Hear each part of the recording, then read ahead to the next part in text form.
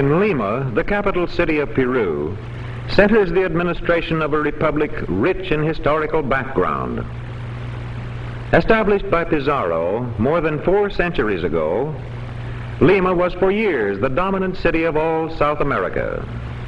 Even today, it is the nerve center of Peruvian politics, commerce, finance, and education. Its citizens, largely of Spanish lineage, have much in common with modern city dwellers the world over. In Lima are found the banks of international trade. Here, too, are the business enterprise, typify the headquarters of a telephone concern. Representative of another function of Lima in Peru's national life is the University of San Marcos, founded in 1551.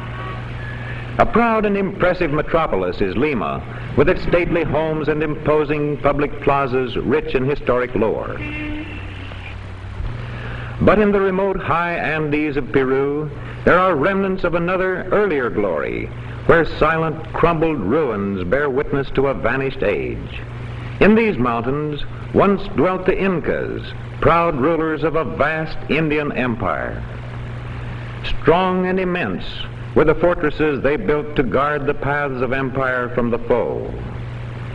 Tooled stone on tooled stone, they reared their massive citadels throughout the central Andes. The stones have endured, the stones of fortresses and of imperial dwellings. These have remained. But the civilization which flourished here vanished long ago. Long before the ships of the white men touched on South American shores, the life of a far-flung empire centered here. Advanced in the arts of war and peace, the Incas administered from mountain strongholds the affairs of a highly organized society. The Spaniard came, the Incas fell.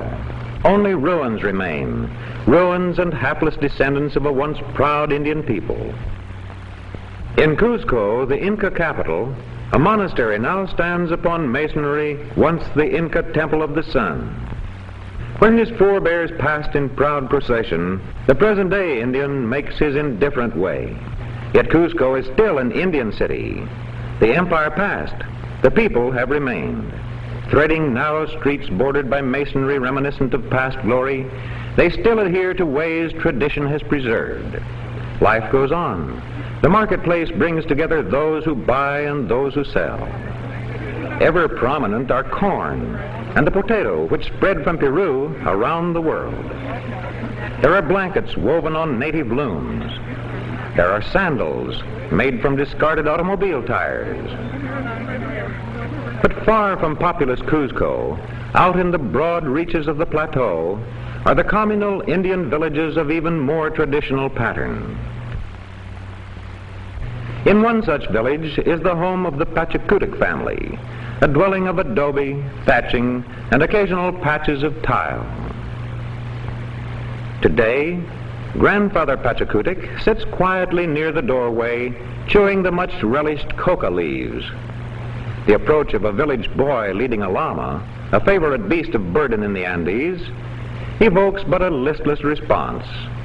Though, in his youth, Grandfather, too, set off on many an arduous trek to distant mountain villages. In the fields, other members of the Pachacutec family have long been busily at work. Planting is underway. The dry earth of the plateau is first turned up with primitive foot plows, plows ancient in design and used in time-honored fashion. In the wake of the foot plows, Father guides his team of oxen, making the furrows in which seeds are planted. Plodding along laboriously and slowly, the oxen draw the ancient wooden plow made from a tree fork. In the furrow, Alta, a daughter, scatters fertilizer, and Maldo, her brother, completes the planting.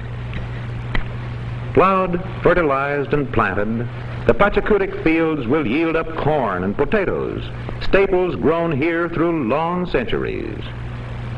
The arrival of a water carrier in the field brings a welcome pause. Poured from a native earthenware vessel into a cup, likewise a product of local handicraft, the cool water offers needed refreshment after the long morning of work in the fields. And now, with the crude tools temporarily laid aside, the family prepare for their midday meal, a meal eaten in the open, with the earth itself serving as a table. From a large earthenware pot, Mother serves out bowls of vegetable stew, in which the ever-present potatoes are a major ingredient. Following customary practice, Apuri, her son, eats the mixture without benefit of fork or spoon. Each one drinks the nourishing liquid directly from his dish. In their eating habits, as in their agricultural methods, the family reflect the ways of a people who have long lived close to the soil. Meanwhile, in a pasture not far away, the wife of Apuri tends a flock of llamas. Nor is her attention directed to the animals alone. On a small hand loom of traditional pattern, she weaves a strip of belting incorporating a conventional Indian design with varicolored yarns.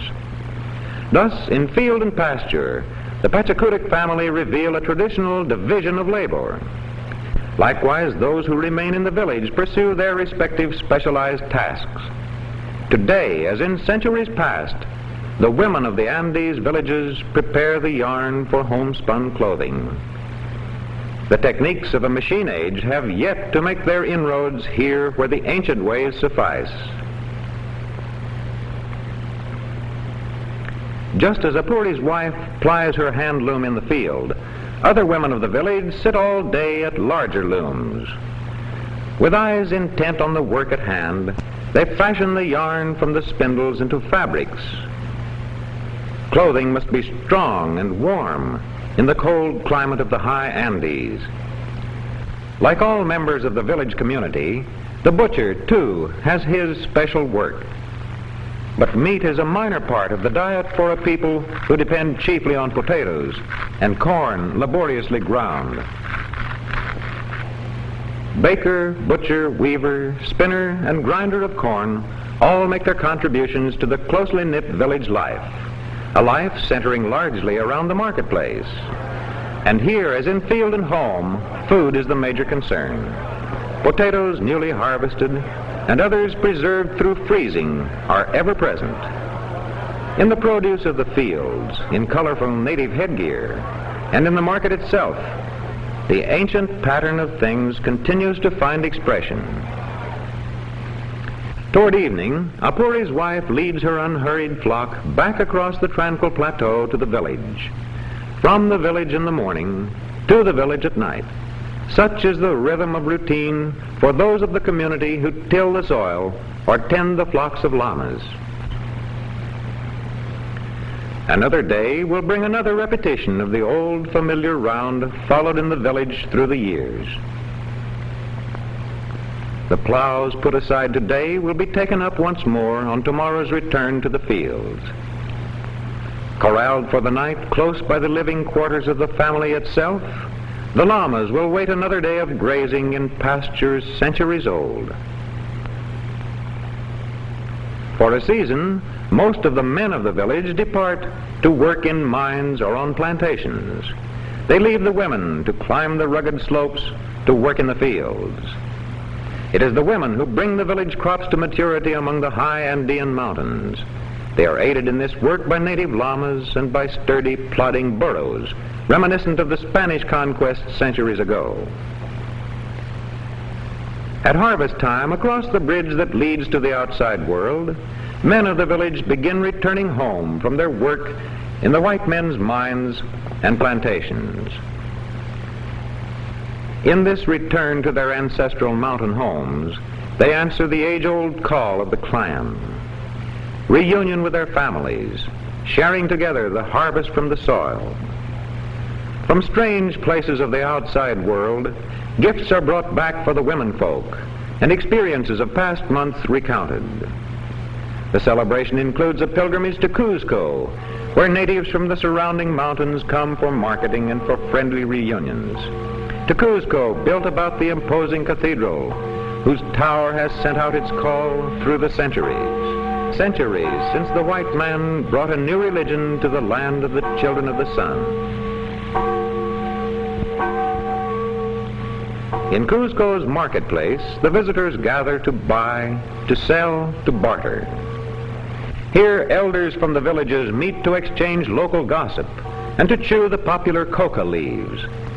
In their faces is the story of a people who have survived centuries after a Spanish conquest, a people with the heritage of an ancient Indian culture, whose glories are dimly echoed in many a crumbling ruin set starkly against the eternal Andes.